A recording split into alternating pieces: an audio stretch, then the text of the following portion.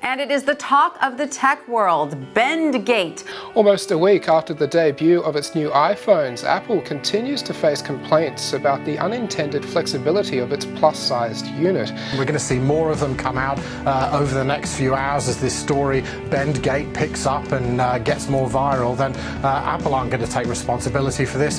They'll probably give out some very sensible advice. But then here comes Bendgate.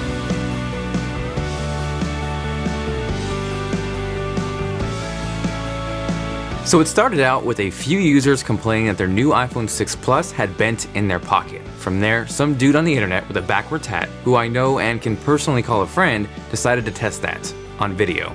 The media ate it up and didn't hesitate for a second to make a story out of it, and as more and more did, the video went viral. But then came the controversy. The unbox therapy video was fake, the iPhone 6 Plus didn't really bend that way, and once again, media jumped on it. Enter the Bendgate conspiracy. With normal use, a bend in iPhone is extremely rare, and through our first 6 days of sale, a total of 9 customers have contacted Apple with a bent iPhone 6 Plus. As with any Apple product, if you have any questions, please contact Apple.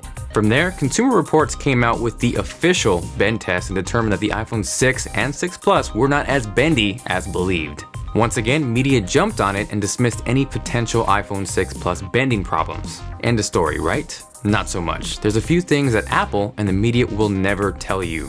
Now let me start off by saying that I don't think the iPhone 6 Plus bending problem is as big as some have made it out to be. It's not going to automatically bend out of the box in your pocket, but I also don't think it should be dismissed and taken as lightly as some others have. If you watch my buddy Marquez's video, he explains that phones bending are not new, and he's right. Older iPhones have bent, Android phones have bent, hell, even BlackBerry and Windows phones have bent, but bending isn't specifically the problem. If you've watched any iPhone 6 Plus bend test video, they all have one thing in common. They bend in the exact same spot and expose a structural weak point in the phone. Now, while media jumped on the conspiracy train and suggested that Lou's video was fake or a hoax, they completely ignored other videos and pictures that yielded the same results. When the Consumer Report video came out and dismissed the problem, everyone was all, "Yeah, Mr. White! Yes, science!" But there was a flaw in their testing. They applied pressure directly in the middle of the phones, completely ignoring the weak point of the 6 Plus. If they wanted to be super scientific, they should have used 3 sets of phones and tested at 3 different points. This actually hit Reddit recently, and user Alaris4 noted that the iPhone 6 Plus bending is caused by the reinforcement or lack thereof inside the phone behind the volume buttons. If you check out iFixit's teardown, the metal reinforcement ends with a screw, leaving the body prone to stress. It's not about how much force must be applied and if a pocket will do the trick or not, it's just that under a particular type of flexing, the phone is prone to bend mainly because a metal insert meant to reinforce instead spins at an axis too close to the critical point. If they were further apart, allowing better support to counter the flexing and not spinning, it would make it more resistant. Wired, who is one of the biggest websites on the planet, experienced bending in their iPhone 6 Plus review unit after just 4 days. Now again, Wired is huge, and why this would be dismissed is beyond me.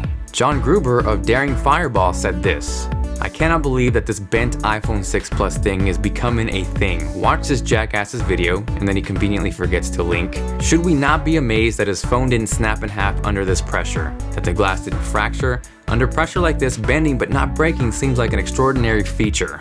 Now this bothers me for a couple reasons. Lately it seems that YouTubers have got this rap or image that they're not as official or as legitimate as certain media or journalistic sites. Cult of Mac recently published an article that YouTubers are striking it rich off iPhone 6 videos. But this is where you guys need to pay attention. I've seen some pretty bitter complaints that these YouTube videos are done solely for views. The reality is that every single website that embedded and posted Lou's video on their website isn't doing it for charity. They're gaining page views, and yep, those are ads, so they are benefiting monetarily as well. So the whole holier than thou attitude kind of rubs me the wrong way. Now, if you haven't heard of 9to5Mac, you should check them out. Mark Gurman wrote an incredible piece on how Apple's PR works. The sad reality is that most of these media websites are going to turn the other way. Why?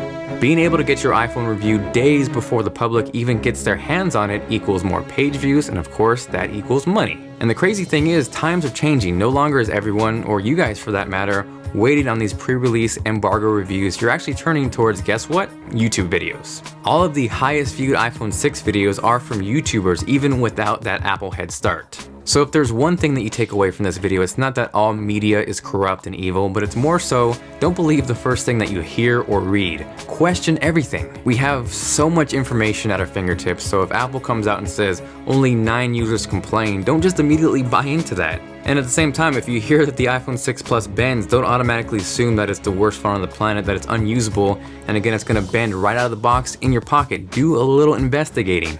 I think eventually we'll see more and more of these issues pop up, but again, only time will tell and we'll have to see. Now again, if you're still interested in looking into buying an iPhone 6 Plus, again, it's not the end of the world. If you are concerned, I actually just tested it out using a case and it does help it quite a bit. So if you guys want to check out that video, it is linked right here and also linked down in the description. If you found this video helpful, educational, or just beneficial in any way, feel free to hit that like button. It is much appreciated. I do have both my iPhone 6 and 6 Plus reviews on the way, so if you're interested in checking those out, definitely feel free to subscribe so you don't miss those. Aside from that, this is Jonathan with TLD, and I'll see you guys later.